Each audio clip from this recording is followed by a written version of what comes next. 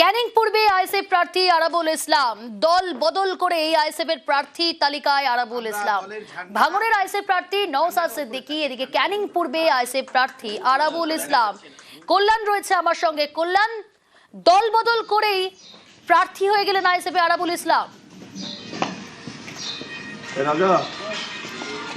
আমরা যোগাযোগ করব, তবে তার আগে আরো একবার জানিয়ে রাখি, ক্যানিং পূর্বে আইএসএফ প্রার্থী আরাবুল ইসলাম, ভোটের মুখে তৃণমূল ছেড়ে আইএসএফ এ আরাবুল, দল বদল করেই আইএসএফ এর প্রার্থী তালিকায় আরাবুল।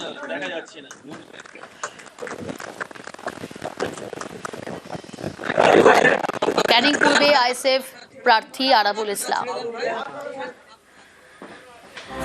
আরো ডিটেল জানবো, কল্যাণ রয়েছে আমার সঙ্গে। কল্যাণ, দল বদল করেই প্রার্থী হয়ে গেলেন আইএসএফ এর ক্যানিং পূর্বে আরাবুল ইসলাম।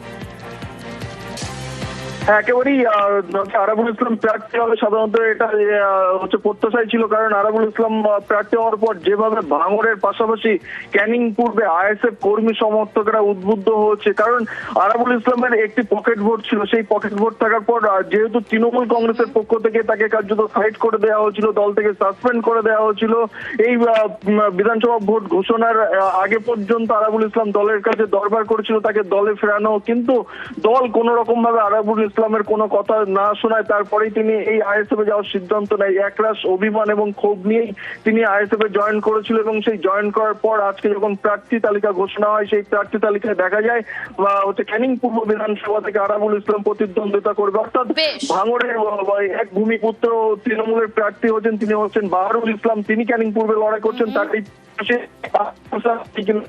বেশ কল্যাণ।